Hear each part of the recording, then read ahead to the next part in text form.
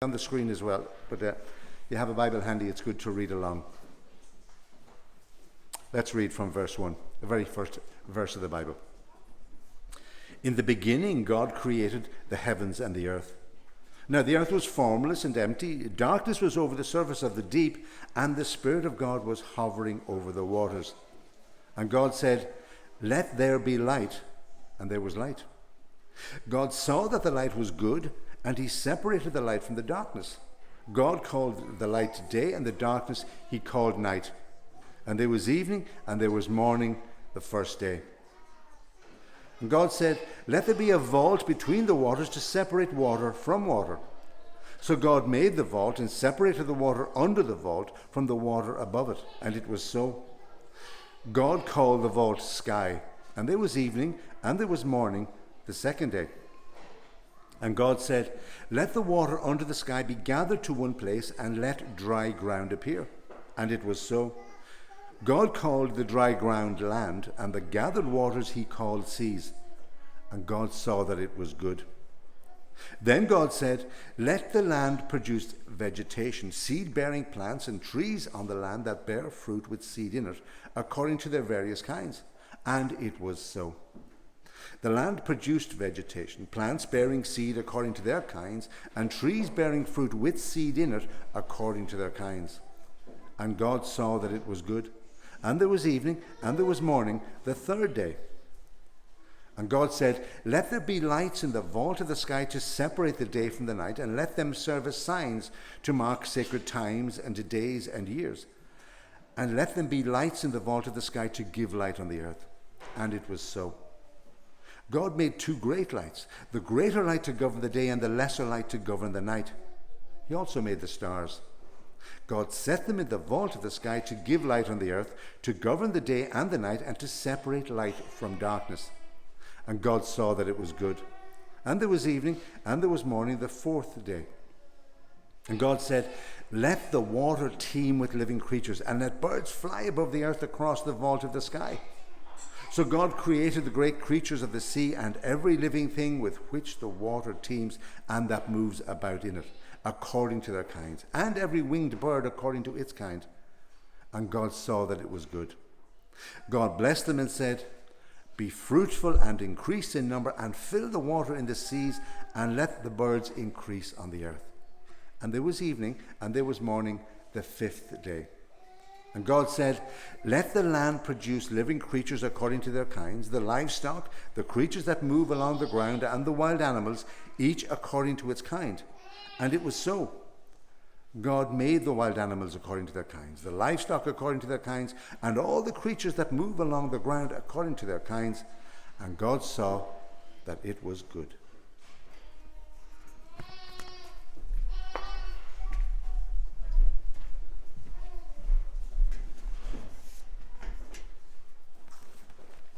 Well, thanks, Neil, for leading us in the first part of our service. And welcome if you've joined us since Neil started, and welcome to everybody who was here at the beginning. It's great to see you here this morning. Good to see you all a little bit closer. I can actually see your faces now. For some of you, you're wishing you were back at the very back where I couldn't see your faces. But anyway, it's good to be here, and it's good to be launching this new series in the book of Genesis this morning.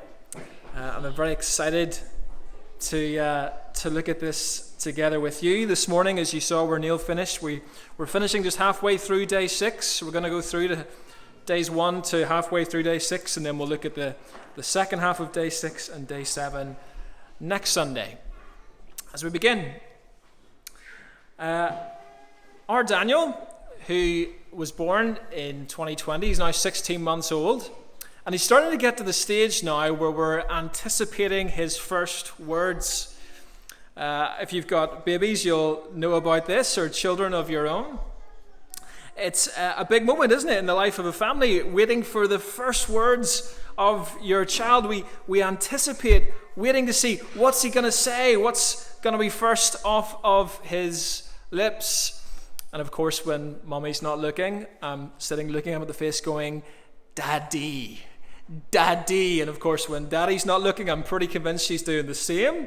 We're trying to convince him to put out those first words It expresses love. It expresses affection. We anticipate our children's or our child's first words. It's the beginning of their speech that will grow and develop.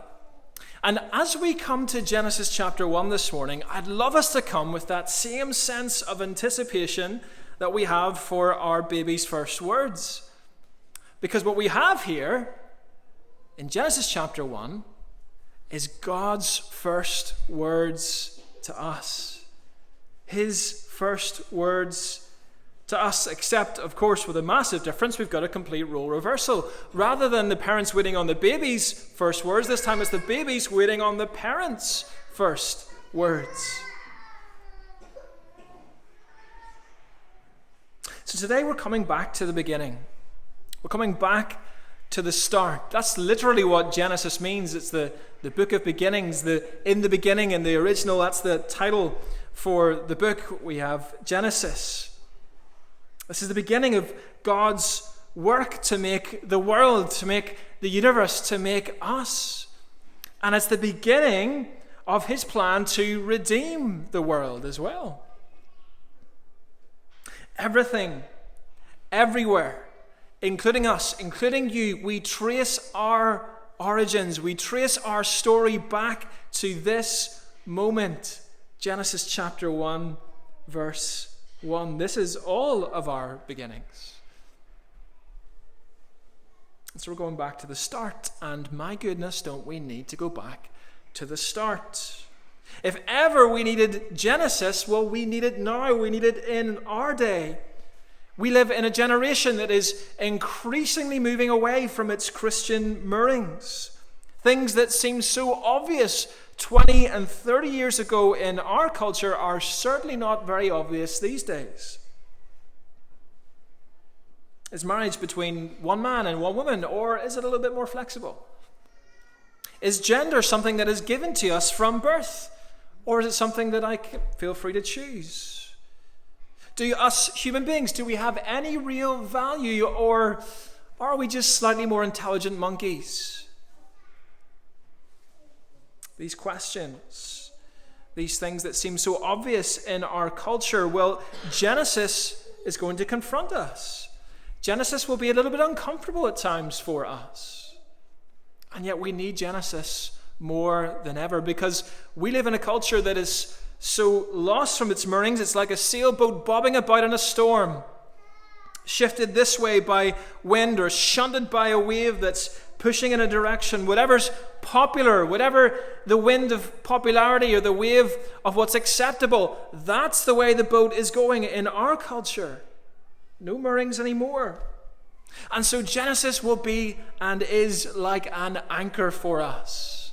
Something to hold us firm. Something to hold us whenever the winds and the waves of our culture and what's acceptable today seems strong and overbearing.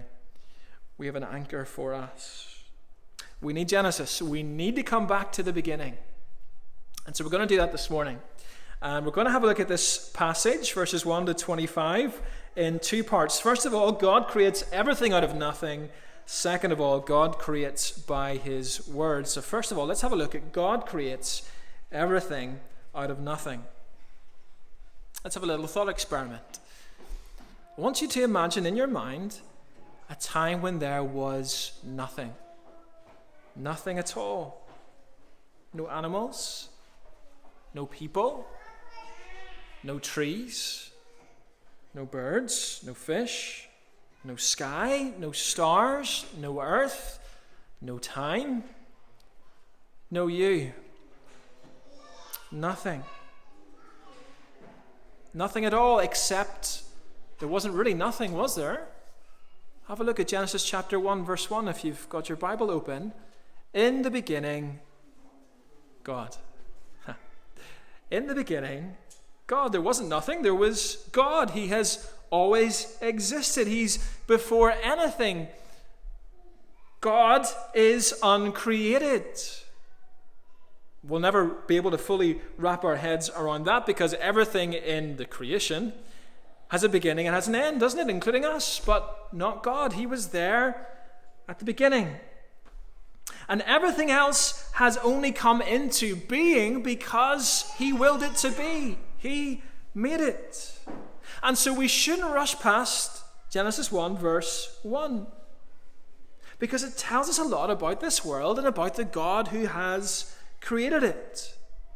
Now, Genesis 1:1 was a complete shockwave to the first readers of the book of Genesis. God's people under Moses were given this book first. And at that time, there was a load of creation myths that were doing the rounds. Different people, different religions had different ideas about the origins of the earth. And many believed at the time that the earth had come into existence because of a cosmic battle between some sort of deity and an ugly monster. And this hero deity overcomes the monster, and out of that battle come a string of other gods to be worshipped: the sun, the moon, the stars, the rivers, the animals. And so Genesis couldn't be more of a shockwave to the original audience. What's very clear from the opening verse of Genesis is that God is uncontested. There was no battle in the beginning. He stood alone as the creator of the universe. And the things that those surrounding pagan nations worship, God made. They're worshipping created things. And the idea of worshipping those created things ahead of the creator just seems ludicrous. Well, Genesis 1:1 continues to contradict popular notions about our origins today. What's the popular notions today? Well, that the world has come here by a cosmic accident. That we are the process today of millions of years of mindless processes of evolution. But no, it contradicts that, doesn't it? We are here today. The world is in existence by the purposeful and sovereign activity of God. Brief aside for a moment into this muddy, murky waters of debate of how we understand the book of Genesis in the light of modern science. It's a very brief aside. It's not the main thing from the passage, but I think it's helpful to address it today as we come to Genesis chapter 1. Because, of course, the question is out there. Hasn't science just completely disproved the idea that there is a God who made the world? Surely science has completely disproved that. Well, I want to think about that first. And first, we should be grateful for science. Okay? We should be very thankful for science.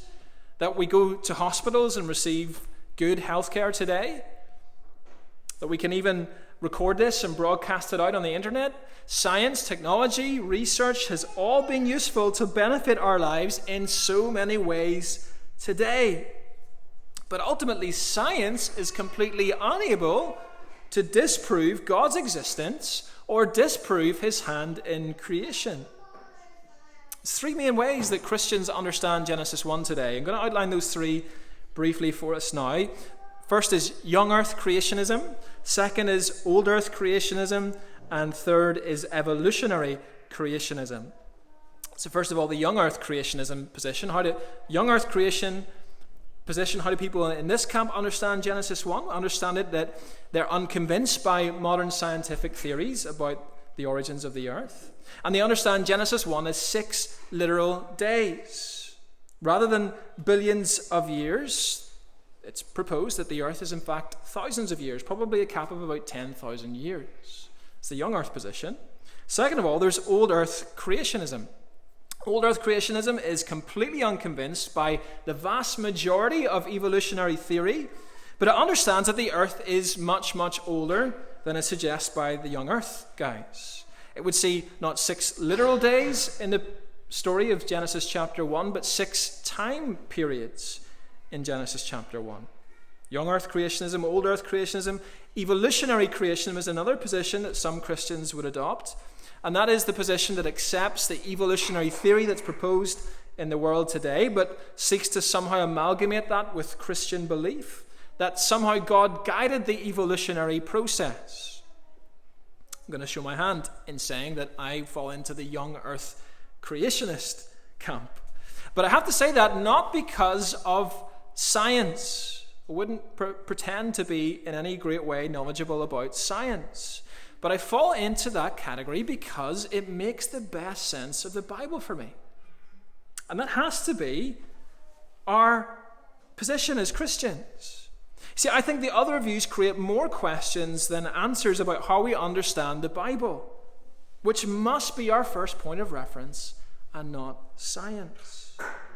Why must the Bible be our first point of reference and not science?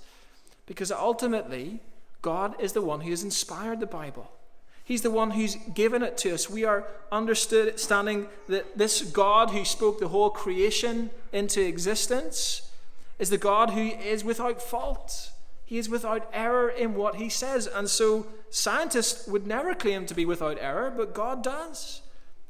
And if we're going to accept that about the God who created everything, then surely we must trust his word as our first point of reference and not science.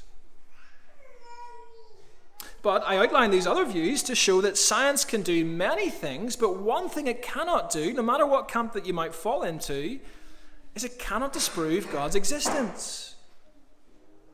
If anything is true, it's the opposite. Science and scientific research has only shown us how much more complex the universe in which we live in actually is. And if anything is true, it's the opposite. We can see his fingerprints all over his creation, all over what he's made. To look at the complexity and the brilliance of the universe that we live in and to say it's only accidental would be as crazy as the idea of opening the bonnet of a car, looking inside and looking at this engine that's powering this vehicle and say, well, it must have just come there by chance. But of course that would be silly, right? Because we know somebody has clearly designed this. It is all the trademarks of something that's been designed for a purpose. All this complexity doesn't just magically come out of nowhere. It had to come from somewhere. It had to be designed. And you apply that same logic to the world that we live in, my goodness. A single tiny human cell is vastly more complex than what you see under the bonnet of your car. We see the thumbprints, the fingerprints of a creator in everything in this creation. And so surely the best way to interpret what we see when we look out at the world is to look in here, to look in the Bible, to see what the Creator has said about himself. And that's why we're studying Genesis and not a science textbook this morning. Sorry, that was a long aside. Coming back now. Genesis 1:1. In the beginning, God created the heavens and the earth. God has revealed himself to us as before everything and having created everything. He stands alone at the beginning in sovereign control over it all. He made it, and therefore he is in charge of it. He made it, and therefore he is in charge of it. Think of it. If you make if you decide to paint a nice picture, or you decide to go and make a coffee table, okay, you made it. You can decide what to do with it. If you love your picture, you can display it up in your living room, or you can sell it for a high price. Or if you want, you can throw it in the bin. You made the coffee table, so you can put it pride of place in your living room, or you can chop it up and burn it in the fire. You made it. You can do what you want with it, right? Well, if God made us, if he made this universe, then he's in charge. He's boss. And he gets to decide what he wants to do with it. He's in charge of everything, and that means he's in charge of us. We creatures don't get to tell him what to do. We must submit to him as our sovereign ruler. We know we don't do that by nature, and we're going to think about that when we come to chapter 3. But regardless of how we might feel on the inside, God is the one who made us, and we must humbly accept our place as creatures, not as creator. He is boss, and when he speaks, we must listen. And the rest of the chapter surely tells us, if nothing else, what happens when God speaks. Because we'll see in the second part, God creates by his word. Have a look at with me down at verse 2. Now the earth was formless and empty. Darkness was over the surface of the deep, and the Spirit of God was hovering over the waters. There's something a bit ominous about verse 2. Formless, emptiness, darkness, deep water. Feels like something bad is about to happen here, doesn't it? Feels a little bit like that feeling if you were to go down a dark alley with a dark figure coming behind you. Doesn't feel like this is going to end well. Darkness never comes across to us as a positive thing in the Scriptures, nor as a positive thing in the world that we live, right? Darkness always thought about in the negative. And yet we see, despite the darkness that's over creation at this moment, God is not disturbed for a moment. We hear the Spirit of God hovering over the surface, hovering over the waters. The Spirit of God, He's hovering. His Spirit is ruling over these deep waters of chaos. God's not disturbed by the darkness. And from verse 3 on, we see that God begins to speak. And when God speaks, incredible things begin to happen. 3 things we're going to see in this section, a few subpoints, that God creates by His word with power and purpose and perfection. So let's have a look first at God creates by His word with power. Verse 3, and God said, let there be light. And there was light. Piercing through this darkness, God creates light. How does He do it? Simply by speaking. Notice that refrain that goes the whole way through the chapter. You'll see it in verse 3. And God said, let there be light. And there was light. Have a look at verse 6. And God said, let there be a vault between the waters to separate water from water. And the end of verse 7. And it was so. Look again at verse 9. And God said, let the water under the sky be gathered to one place, and let the dry ground appear. And it was so. God says something, and that thing happens. Think about it. What happens whenever you issue a command? If you've got a dog, and you speak to the dog, and you tell the dog to come back to you, to heel, to sit, does it always do what you want it to do? My goodness, if you've got Alexa at home, even when you speak to Alexa, does Alexa always do what you ask her to do? No. Because our words are limited. Our voice boxes are feeble. Not so with God. He's not limited by a feeble voice box. His speaking is His doing. What He says is what happens. His speech carries power, we can see first. But second of all, we can see that His speech has purpose. Notice again, in this embryonic world that He created in verse 2, have a look there, we read that it was formless and empty. Formless and empty. And interesting, in the 2 halves of the creation, days 1 to 3, days 4 to 6, you see that those 2 things are what God is, He's sorting out. First of all, He sorts this problem of the world being formless. And second of all, He fills up the emptiness. So have a look at day 1, verse 3, that God makes light and calls it day, and the dark He calls night. On day 2, verse 6, God separates waters above from below with sky. See from the clouds, He separates the waters. On day 3, verse 9, God makes the dry ground appear.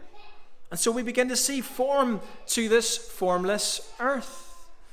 And day 3 marks a transition where when you come to halfway through day 3 in verse 11, then God said, let the land produce vegetation, seed-bearing plants and trees in the land that bear fruit with seed in it according to their various kinds. And it was so. God makes the vegetation. He begins to fill up the earth. Day 4, verse 14, God makes the sun, the moon, and the stars to give light on the earth. Day 5, verse 20, God makes the waters and the sky teem with life. Notice that word teem. He's filling to the point of teeming with life. Day 6, verse 24, God makes life on the dry land now, on top of what he's already created in the sea and the sky. So God fills up the emptiness with light and with life. Brings form to the formless. He fills up the emptiness. So it's very obvious that this Creator creates with purpose. Far from random, God has made everything in the way that he intended. Power, we saw first. Purpose, thirdly, perfect. So there's another refrain running through this chapter. Have a look at verse 4. God saw that the light was good. Do you notice that? He makes the light and he saw that it was good. Have a look again at verse 10, halfway through. And God saw that it was good, when he speaks about the dry ground and the land. Have a look again at verse 25. I'm not looking at all of these references, but have a look again whenever God made the wild animals and the livestock. The end of the verse, and God saw that it was good. 5 times in this passage, God declares about what he has just made that it is good, and that it's just right. It's fitting, it's perfect. It's exactly the way he intended it to be. God doesn't make mistakes. He doesn't make mistakes. He makes exactly as he intends, and what he makes is good. And of course, he can declare things to be good because he is good.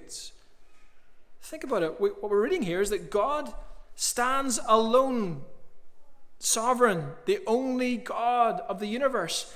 Who else has he got to reference except himself? He is the one who defines what is good. So out of his goodness, he can declare things to be good. And he makes things good. I'm a bit of a sucker, as you probably know by this stage, for Marvel films. We were watching a new one that came out just last year, The Eternals. And another good Marvel films, in my opinion. You may hate them. But big baddie this time is a guy called Arishem. He's one of the Celestials. He's essentially Marvel's version of God. I haven't seen another being in the Marvel films that can compete against a guy of this kind of power, Arishem. I think he's Marvel's version of God. He's enormously powerful. He's unchallengeable. But one thing for sure, he is not good. Yes, he is terrifying. Yes, he is powerful, but he is not good, Arishem. I think it's interesting that when we get our greatest minds on earth to try and conceive what God might be like out there, we get many different depictions of what God might be like, but I have yet to see a depiction of God that describes him as good all the way through. He is good.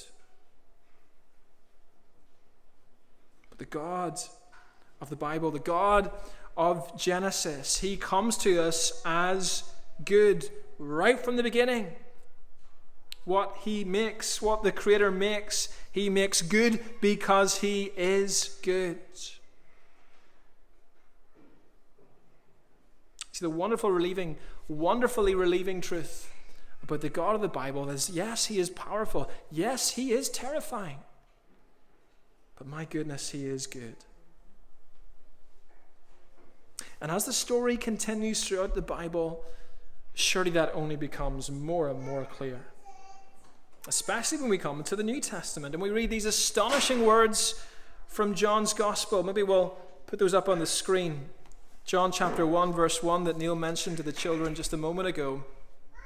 In the beginning was the Word, and the Word was God, and the Word was